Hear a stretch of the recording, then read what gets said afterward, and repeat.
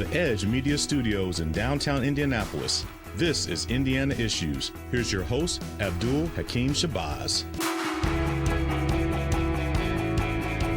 Hello, and welcome to Indiana Issues, the public affairs program where we'll go beyond the headlines and sound bites and bring you all the big news here in the state of Indiana. Our panel today, it is 2020, so naturally we've got an election. The Indiana legislature is back, and what can we expect this campaign season? So join us to talk about all those things and a couple other items as well. Our good friend, Libertarian Lindsey Marie. Lindsey, thank you very much for being with us. Thanks for having me. Democrat and political writer Mike Leppert. Mike, my friend, welcome back to the table. Good to be here. The coolest IBJ reporter in the entire universe, our good friend Linsdey Erdoddy. Lindsey, thank you for being with us. Thanks, happy to be here. And the man that every inconsistent conservative loves to hate, Robert Kendall. Thank you, Abdul. Good to have you all here. Well, my friends, the 2020 legislative session is underway. Lawmakers actually got a lot of issues on the table, whether it's education, tobacco, kid and healthcare costs under control. Michael, you spend a lot of time in that building like I do, so I'll start with you. Are lawmakers off to a good start? Well, they're off to a fast start. It's the fastest week I can remember in the 20-whatever years I've been around there. It was 4 days. I feel I've already lost track of what day of the week it is, what date it is. I've been asking those questions a lot. So they're moving fast. I don't know if they're producing a lot, but yeah, the speed is impressive so far. Lindsey, something I've noticed in that first week of the legislature, that a lot of committees, some of the bills have actually been passing very, very overwhelmingly. Lots of 15-1s, 14-2s. What does that tell you as we sort of get things started? Well, the interesting thing is things are definitely moving fast, and I think part of that is there is agreement among Democrats and Republicans on some of these issues. When you look at raising the tobacco age to 21, or even the overall issue of healthcare costs being too high and wanting to move those bills quickly, there is disagreement in terms of how to spend that surplus cash, obviously, and Democrats have disagreed there. But it is... And there is agreement among Republicans on some of these things, too, because obviously you can have fractions in the Republican Party in the Indiana State House. That's never happened before. Rob, are they moving fast, but not fast on things that you find morally offensive? Well, it should scare the hell out of everyone how fast they actually move. I'll never forget I had a conversation towards the end of session with a legislator who's no longer, well, he's physically with us, but he's no longer at the State House. And at one point he got mad at me and he looks at me and he goes, "You see all these bills I got to get through?" And I asked him, I said, "Yeah, how are you going to get through all those in 2 days?" Dead silence. These people don't read half of this stuff, and for the most part, they have no idea what they're voting on. Lindsey? I agree. It's similar to what's happening at the federal level. You see these giant bills that are hundreds of pages long that no one's actually reading. But when you see Republicans and Democrats so easily working together to pass things, as a libertarian, that scares the heck out of me, because typically when they're working together, it means I'm going to pay more and I have less freedom. Some of these things they've been talking about for a long time, though, like not holding teachers harmless for the iLearn scores. I mean, that's been talked about since iLearn scores came out months ago, and there's been agreement on that for quite some time. Something else, too, Lindsey, I want to get your thoughts, that we saw this past week, where we're probably, if there is any sort of discontention, we're going to be on the issue of teacher pay. You had Democrats offer up a lot of second reading amendments. That is when the legislative process where any lawmaker can offer an amendment to basically take the $290 million extra surplus that's going to be used for capital improvements, not necessarily some towards teacher pay, others toward education-related issues. That's something we're going to be seeing a whole lot of as lawmakers go forward. Well, I think you'll definitely see it happen again on the Senate side of things. I mean, we've already gone through second reading on the House side, so as far as amendments being thrown in there, that's kind of done. But I'm certain it will happen at the committee level on the Senate side and on the Senate floor. Mike? Yeah, it's not going to stop. I mean, it's the vulnerable issue of state politics right now is what we're going to do about teacher pay, and not just teacher pay. There are the other teacher issues that are education issues that are on the table and being discussed right now. But let's face it, the Red for Ed rally that happened on Org Day is a complex list of things, and if they're not going to deal with the pay issue, that is a nationally ranking issue. It is a fundamental quality of life thing here, and I think there are some fractions within the Republican Party on how to deal with that or what the right thing to do is, and the impact on that is different from election to election. Statewide, I think it's a bigger issue than in a 70% Republican district. And so those are the kinds of debates I think we're going to have over the next few weeks. Rob, does Red for Ed, we'll talk about this a little bit more when we get to the part about State Senator Eddie Melton dropping out. Does Red for Ed still have the juice that it did back on November 19th? No, clearly not. But here's the problem, right? all the stuff they're doing is for select constituencies. Look at the surplus. Certain people, if you're of a certain group, you get out great. You make out very well if it's something that interests you. We asked Jim Lucas this yesterday on WIBC, and you got crickets, which is, what are you doing for the people? The idea of the surplus, when Daniel set it up, the automatic trigger of a refund was, if we spend X amount of money and there's X amount left over, it automatically goes to the people. Magically, they always find new special interest expenditures that spend right up to the line that keep the money from going back to the people. The Indiana Republican Party is great at doing things for very select people. They're terrible at working for the folks as a collective. Well, Lindsey, let me ask you about that, because one of the things that the additional surplus is being used for is to pay for projects, capital projects that have already approved in the budget, but just to pay in cash as opposed to borrowing money and paying interest rates. Isn't that a fiscally responsible thing to do? If I have the cash to pay for the car, as opposed to thousands of dollars of interest payments over a 5-6 year window? Yes, but from a political standpoint, that money was still taken from somebody else who worked hard to earn it, and they took too much from that person. That's why we have a surplus. So why is that money not going back to that individual? The amount of money that we're spending is insane at the Indiana level. Yes, we have a surplus, but it needs to stop at some point. And I'm going to agree with Rob on both of them on that. The surplus is something that is become an anchor around the neck of state government. That it's almost as if it's being worshipped. As a former state lawmaker who is now from Michigan City, said Republicans read like sort of the Holy Grail. Absolutely, as if it's some metric of success. It's not a metric of success. It's just like Rob said. I mean, the money is there. It was taxed for a purpose, and I'm pretty sure that they didn't say, Indiana, pay taxes so that we can save it for you. And that's not the purpose of taxation. It's not the purpose of revenue. And also the big touting of the AAA credit rating.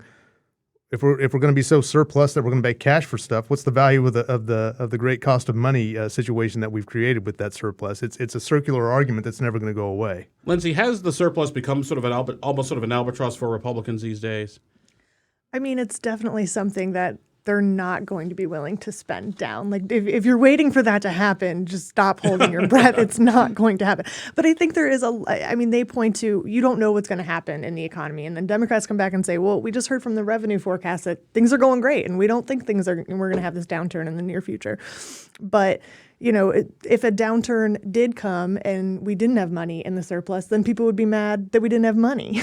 And here's the deal, Abdul. They enacted 44 tax increases the first session through with Governor Holcomb, the largest tax increase in state history, $1 billion tax on truckers. So the surplus is built now on the backs of giant tax increases. It's like stealing from your neighbor and going, look at all this extra money that I have. Yeah, and all that, Governor Holcomb still sitting on a 60% approval rating. You're watching Indiana Issues. Our guests today are Libertarian Lindsey Marie, Democrat Michael Leppert, Linsdey Erdoddy from the IBJ, and my good friend, conservative commentator and radio talk show host Rob Kendall. Big change, ladies and gentlemen, in the race for governor. Eddie Melton calling it quits, saying they just couldn't raise the money to run for governor, but he seemed to be sort of the early favorite with all the support from the Red for Ed movement. The American Federation of Teachers, the Indiana chapter, had endorsed him. Michael Leppert, you talked to your Democratic friends. What happened? Well, I think that there's been a lack of anyone becoming that front runner that you mentioned. I think that Senator Melton had a lot of advantages going in and continues to be a fantastic public servant and all none of that changes because he's not going to be in the gubernatorial race. But the handicap or the disability of the Democrats right now is not having that person to rally around, and that was still a problem before Senator Melton backed out, and they're all having similar problems with signatures and fundraising and all those sorts of things. The nationalization of politics is putting a lot of pressure on that. I think a lot of people are paying attention to what's going on in Washington, and I think that local races actually probably drew more attention than the state level races are going to this year as well, and we're going to see sort of an odd reaction, I think, from the voters because of that. Rob, what does this tell you about the power of Red for Ed? Since a lot of those, American Federation of Teachers, they got behind Melton early on, endorsed him. Well, you see it at the local level all the time, too, which is it's really easy to get someone to show up one time. We talked about this the other day on our State House Happenings show on WIBC, which is you and I could both get 15,000 people to show up for quite a few things, but it's the engagement process. The legislative work gets done in the engagement afterwards, and you and I both saw a lot of people showed up, a lot of people banged drums, a lot of people said Bosma stinks. But then when all these lawmakers are like, here's my card, call me, there's no follow-up, and that's how you get work done. Actual change in the legislative process is hard. Lindsey, what does this do for Jennifer McCormick? I mean, early on, the superintendent of public instruction sort of kind of latched on to the McCormick train early on. They had sort of those statewide education listening tours, even though there was some question like, is this political or is this governmental? What does this do for Jennifer McCormick? Well, I think it's interesting because I think we were all a little surprised. I mean, when they did that statewide listening tour, and then she was at his announcement when he said he was running for governor. So I would think that the other Democratic candidates still running are going to try to get her on their side. Well, if you saw the cheat sheet today, one of them already did stop by. Yeah, so that's not surprising at all, because they're going to want education people behind them, and she, right now has a lot of support in the education community. Lindsey? When I look at this, I'd look at Holcomb, basically. I think he's a centrist at best, which sort of explains why Democrats aren't getting behind, say, Melton or maybe somebody else right now. I think Rob Kendall hates Eric Holcomb more than Democrats hate him. He's not a very controversial candidate. He's not done a lot of stuff to rock the boat. So I think for a lot of people, no bad news is good news, right? So you're not hearing anything about the bad things he's doing for the majority most of the time. So you assume things are kind of okay. So for the majority of people that aren't in the political bubble, they're not that dissatisfied right now. Right, and I just want to throw out there, speaking of the Red for Ed movement, as if it came and went already, the teacher group is what got Glenda Ritz elected in a statewide race, and no one knew that was even happening until about 3 weeks before the election. And so we're in January. There are going to be a lot of peaks and valleys on support and on engagement. And Rob is correct. Showing up once is easy, and there's a lot of work left to be done. But there's still a lot of time for that work to be done in. And so I think that's going to continue. So the creation or the lack of a foil may change between now and November. But and this one, anybody feel free to chime in. But when you look at what was going on with Glenda Ritz and Tony Bennett, they were sort of steamrolling through change. No one was slowing down.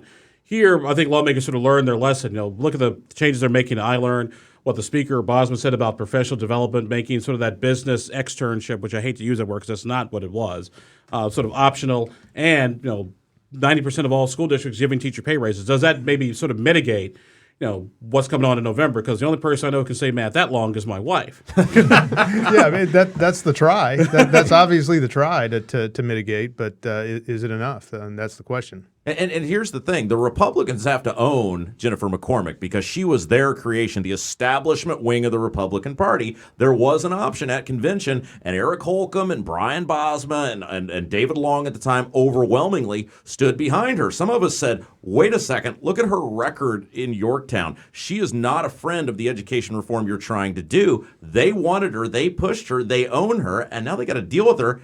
She's a big problem, but if I'm a Democrat, I'm not sure I'd want her endorsement because apparently when it comes to raising money or viable, intense support, she wasn't able to do it amongst her own constituency on the Democrat side.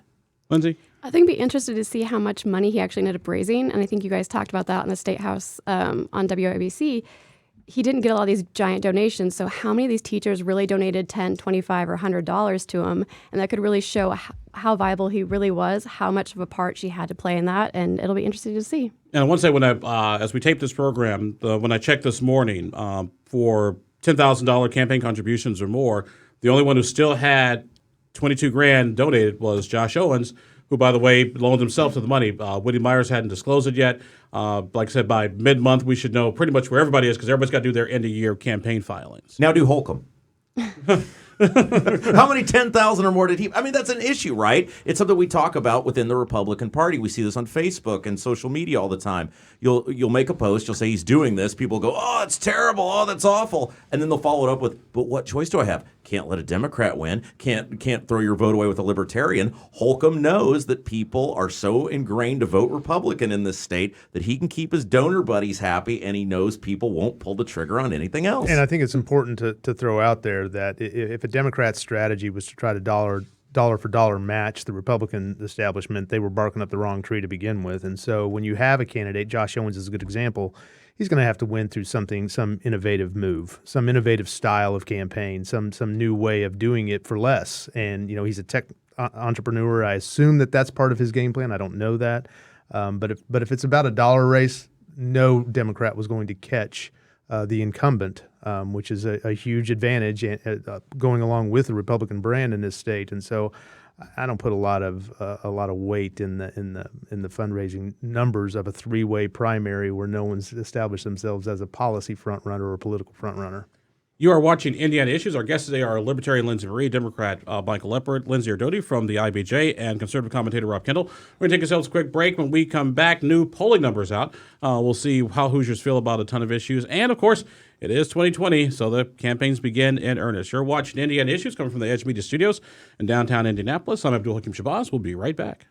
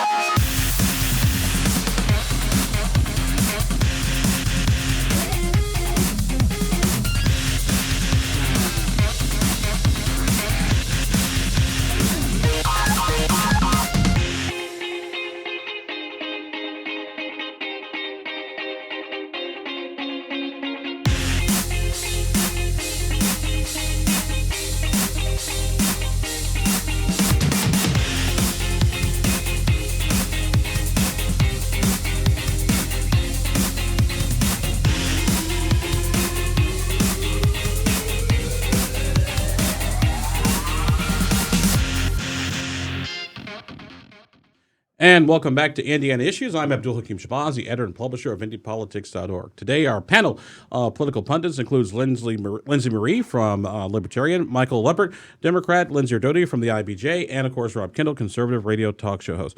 Well, my friends, new poll out this past week by the Indiana Manufacturers Association and We Ask America. They polled 1,000 registered voters here in the state, and they asked them what their top three issues were. And so, Jacob, we could just go to our first graph up there. They said the top three issues were rising healthcare costs, half said jobs in the economy, 44% said increasing public funding education. Michael, I ask you, the fact that so many Hoosiers say rising healthcare, things like surprise billing, 1 out of every 3 said they got some kind of bill, and ironically, most of the blame was on doctors and insurance companies, not us lawyers. So, well, there's still time for you to weasel your way in there. There's still time for us to move from 4% up to the magic 10. I have all the confidence in the world that you can level that out. Yeah, there's a lot of work to be done in the healthcare space in every level of government in every state. So, and I see some of the work going on there. But the problem is that we were talking about how fast the session was going. This is not easy. Some of the things that are being discussed as the reasons for high healthcare costs or things that are disproportionately high in Indiana are complicated, and it's difficult to do. Lindsey and I were talking about a 3-hour hearing. Make it 30. Make it 300 hours. There are a lot of things to do there, and that's just to get to understanding before people can really understand the options that they have to do something about it. So that 55% number is actually a little bit lower than I would have expected because I think it's going to grow, not shrink. Well, I feel like obviously there are a lot of Hoosiers concerned about rising healthcare costs, and like I said earlier, it's nonpartisan in terms of who's caring about it. But I think there is a lot of disagreement or different opinions in terms of why healthcare costs are so high. It seems like depending on who you ask, they put the blame in different spots, and I'm not sure that they're really going to tackle that during the legislative session in terms of why healthcare costs are so high. They're just trying to take a couple steps here and there to get things started and hopefully lower it, like ending surprise billing and creating that all-payer claims database. And one of the things, too, that lawmakers talked about was this whole thought about monopolies in certain areas of Indiana. Linsey Marie, let me get you in here. That are sort of driving up costs, particularly in places that some procedures, say in Anderson, Indiana, is a lot more expensive than, say, one here in Indianapolis. Definitely. So in Evansville, for instance, the market is so consolidated compared to other parts in Indiana. So when the FTC would go into, say, the cell phone providers and decide that they need to go in and stop a merger from happening, it's whenever there's a score of 2,500 or higher, it's an HHI number. In Evansville's healthcare market, for the hospitals, it's over 5,000 is the score. So if they were a cell phone provider, the FTC would have already been in there knocking down the door and said, you cannot keep merging and acquiring other entities. When you look at the prices in Indiana, if you go to the ER, it's on average $2,000. Michigan, it's $800. And you look at the quality of care, there is no difference. The difference is monopolies and the amount of competition in the marketplace. So let me ask you, Rob Kendall, is it time for the government to step in and do in Indiana for hospitals what they did to the phone companies, back 30 years ago, and start, breaking up AT&T into, smaller companies, smaller hospitals now? Well, if anybody here can tell me one thing the government does well, let me know. I'll wait. I mean, the problem is, would you go to your mechanic and go, give me advice on healthcare or make this decision on healthcare? No, you wouldn't. And the problem is you have a group of people in every field who, for the most part, know nothing about what they're voting on, who make these decisions. The polls shows what people want done, but you don't have the mechanism to actually reform it. You don't have a group of doctors or medical professionals or people who understand this stuff making these decisions for the most part. And it's true in education, it's true in the economy, it's true for roads, it's true for everything. But we look to these people like they're the wizards of smart who can solve all the problems. Trust me, they're not. Well, I think one of the issues, too, is the reason you're having so many mergers and consolidation is because of the ACA. So the way that they pay doctors and they pay hospitals has changed, and they've incentivized for people to basically merge under this idea of integrative care. Since the ACA, the amount of mergers has doubled. If you start looking at the healthcare cost, it's insane what's happening. So if we expect the government now to fix the problem that they created, I think that's insane. And one of the things that sure. while we point fingers, and we do that a lot, one of the things that we're not very good at around here, especially in the healthcare space, is pointing them at ourselves. One of the reasons why Indiana's healthcare costs are so high is because of all the things that we do before we get to that emergency room as a culture. We're not very healthy. We don't live healthy, and that's not something that immediately is solved right when you walk through the doctor's door. And so I did not come on here to agree with everything. You're doing Rob a great said. job, by the way. Yeah, Wonderful. Absolutely. It's the best panel we've ever had. Right, but one of the things with regard to Indiana's health costs are our living habits here, and we need to do something about those things as well. And that's part of a whole comprehensive. Again, that's why we need a 300-hour committee hearing on this. So. It's a hell of a way to Please no. It's a heck of a way to start 2020. A couple other polls I want to put with Jacob, if we could. Approval ratings. Like I said, that poll of the Indiana Manufacturers Association, We Ask America, 1,000 Hoosiers. Governor Eric Holcomb, approval rating 51%. Donald Trump, 47%. And then here's something else I thought was interesting, too, on the issue of right track, wrong track. We could go to the next slide. 47% of Hoosiers thought the state was on the right track, but only 37% thought the nation was on the right track. Lindsey, let me start with you. What does that dichotomy tell you about people think things are so much better here in Indiana than nationwide? It's typical. It's kind of like most people don't, most people like their governor or their representative, but they don't like the people in Washington, D.C. Because they feel a closer tie to those people. They feel like they're helping them, and they have that relationship. I'm not that surprised by it. Also, I think the national media sensationalizes a lot of stuff to the extent where people feel things are so much worse off than they are. And Indiana media, I don't know, necessarily does that as much when it comes to state politics. Rob? I'm not surprised. I mean, those numbers on Holcomb and Trump don't surprise me because, first of all, 53% of the people voted for Holcomb. So the fact that he's at 51 now, that means if you believe the poll, again, it's registered voters, it's whatever, that it's right about the number that voted for him. Same thing with Trump. A large portion of the people who voted for Trump did not vote for Trump because of Trump. They voted because the other option was so abhorrent. It was so awful. Hillary Clinton is the most disliked politician in American history. So those numbers are pretty accurate. Lindsey, do those numbers pose very, very well for the governor going into re-election? I would say yes. And then there are certainly some other things in that poll that bode well for him in terms of how people feel about jobs and the economy. It's a good time to get a job. Yeah, exactly. Yeah. So, and they also asked, does he deserve re-election? And the majority of people said yes. I think it was only like 24% said no outright. So that looks good for Holcomb. Well, he's got a lot of stress points here, and the polling is again not surprising to me either. I've had a lot of conversations with clients that have business in other states and have business before the federal government, and they've all but shut down their communication and their agenda items with the federal government because nothing happens there anymore. And so, just to expand on Lindsey's point about my backyard and the people who I know, that's true, but that's being exacerbated a little bit because of the basic stalemate on virtually anything going on in Washington. So that drives back people's desire to get something done, they're going to go to the state and local entities to the extent that they can, or heaven forbid, the private sector for whatever solutions that are out there. But the Trump numbers getting soft here is should be something that he's concerned about. Holcomb's ID numbers are low, but the lack of someone standing out on the Democrat side for people to rally around will make a 51% number for Holcomb pretty strong. And this is why I've said this for a long time. We need a viable Democrat Party in this state. I mean, no offense, but I mean, it's just not a good group, and it's not, these candidates don't inspire people.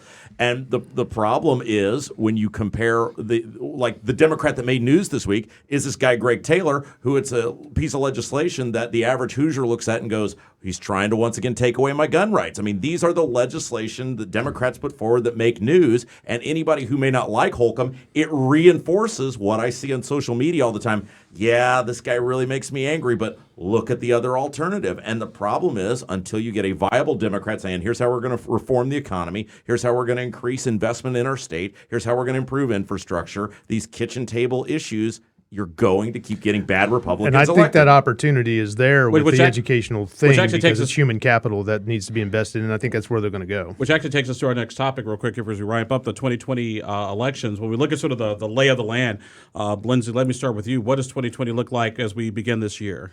A hot mess. I mean, I don't know how to put it any other way. I think it's going to be a long season going into the Democratic convention this summer. I think you have, Elizabeth and Bernie fighting for that segment of the voters, and then you have Biden and Buttigieg fighting for another segment. I don't know what's going to happen with that. You have Trump trying to do different things to win back some of the support from white suburban moms, which is one of the reasons he's done the push for raising the tobacco age and vape products. I don't know. We'll see what happens and what shakes loose at the end of all that. Lindsey? Well, I would like to point out that 2020 campaign started a long time ago. Yeah. I think it started back in 2017. Yeah, just because it's 2020 now. I don't know. I'm certainly watching to see what happens in the Democratic primary and the governor's race, and curious to see what happens in the 5th district on both sides on the primary there. I think both of those races are going to be interesting, and something I think we kind of brought up earlier is, can the Democratic candidates for governor get on the ballot is kind of step one. So we're watching that first. Mike? Well, I think that Donald Trump is creating himself a fantastic foil for anyone who wants to run against something. I mean, he's making it pretty easy for people to show. If you put somebody up there against him that is based on a values campaign, Buttigieg does that. I think Biden does that, and doesn't scare people like maybe some of the further left, most progressive of the people who are still surviving. It's going to be difficult for him. I mean, all the numbers are horrible. Oh, and here we were doing so well, and we were getting along so great. We've got a couple of minutes left, so swing away. Swing away. So, look, I've had a conversation with 3 Hamilton County mothers in their 40s, because it's turning blue. These are the people that are abhorrently hate Trump. They're appalled by him. All 3 of them who they don't really identify as political. They're not super one way or another. They do vote. So they're going to vote for Trump. They don't like Trump. They don't like the Twitter. They don't like the attitude. They don't like calling an adult film star horseface. But they recognize how good this economy is and how well their family's doing. And they said, I will never defend him publicly. I will never say something nice about him publicly. But I'm going to vote for Trump because my family matters more. And I think the Democrats are making a huge mistake thinking Trump is super vulnerable. I think there's a lot of people who quietly really like President Trump. Which takes us to our final segment, ladies and gentlemen, our predictions and prognostications as we wind down the program. Lindsey, what's your prediction? What should we be paying attention to? What I'm paying attention to is Senator Italian's bill to basically do away with cash bail for anyone who's charged with a misdemeanor. Right now, it's going to be a risk assessment. And the thing with cash bail is it was never set up as a way to keep the community safe from potential offenders. It was to make sure you showed up for your court date. And studies show that cash bail does not actually increase the likelihood you show up, and all it does is criminalize poverty. Mike? I like that one. He's so darn agreeable. Can we just keep bringing him back? No, I agree with that one. You won't agree with this one, Rob. Christina Hale will be the next congressperson from the 5th district. That's a bold prediction. I'll say probably 2024. I'm watching to see if Holcomb can get a bill through that would ban holding your cell phone while you're driving, and if he does, how that impacts the 2020 race. Rob? Look at the first 4 Democrat primary states, if one person doesn't win at least 3, you're going to pretty much guarantee yourself a brokered convention because Mike Bloomberg gets involved after that, and that dude has infinite money. So one of these people, Buttigieg, Biden, Warren, or Sanders, has to win 3 of the first 4. Keep an eye on Tom Styron. He actually turned in more signature pages to get on the ballot here in Indiana than any other candidate so far as a Democrat. And with that, ladies and gentlemen, our guests today have been Lindsey Marie, Libertarian, Democrat Michael Leppert, Linsdey Erdoddy from the Indianapolis Business Journal, and conservative radio talk show host Rob Kendall. I'm Abdul-Hakim Shabazz from all of us here at the Edge Media Studios in downtown Indianapolis. Thanks for watching Indiana Issues. We'll talk to you next time.